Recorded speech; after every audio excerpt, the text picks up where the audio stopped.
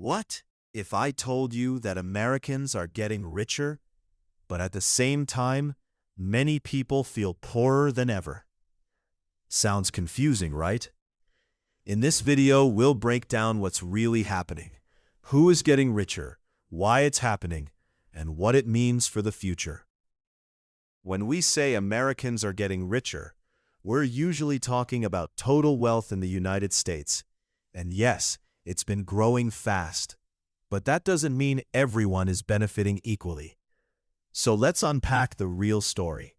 First, the big picture. Total wealth in the U.S. has skyrocketed over the past few decades. Why? Three main reasons. Stock market growth. The stock market has grown massively over time. Companies are worth more, and people who own stocks, directly or through retirement accounts, have seen their wealth increase. Business ownership. Entrepreneurs and investors benefit when businesses grow. And in a strong economy, businesses tend to expand. So overall, the pie is getting bigger. Another big reason, technology. Innovation and tech advances have driven massive efficiency gains, making companies more productive and wealthier. So overall, the wealth pie is growing. But the key question is, who is getting a bigger slice? Think about how much more productive workers are today compared to 30 years ago. Computers, automation, and AI allow companies to produce more with less. This leads to higher profits, faster growth, bigger global reach. Tech companies in particular have created enormous wealth, sometimes in just a few years. But here's the catch. The rewards from this productivity don't always go to everyone equally. Globalization has also played a huge role.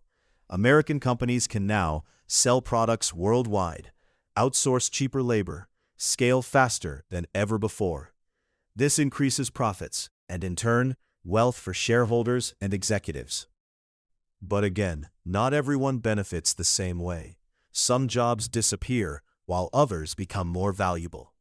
Now here's the most important part. Yes, Americans are getting richer, but most of that wealth is going to the top. The richest households own most of the stocks, large amounts of real estate, big shares in businesses.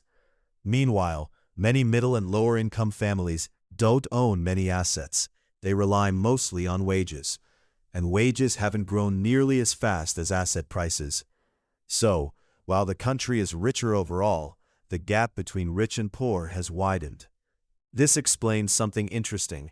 Why do people feel poorer even when the country is richer? Here are a few reasons. Cost of living is rising. Housing, healthcare, education. Wealth is unevenly distributed. Social comparison. People compare themselves to the ultra-rich they see online. So even if incomes go up slightly, it doesn't always feel like progress. So is this trend good or bad? It depends. On one hand, a growing economy means more innovation, more opportunities, higher overall living standards. On the other hand, inequality can create social tension. Many people get left behind. Economic mobility becomes harder. So yes, Americans are getting richer.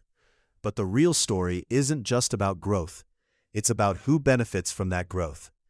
Understanding this helps us ask better questions about the future. How can wealth be created and shared more fairly? If you found this helpful, don't forget to like and subscribe, and I'll see you in the next video.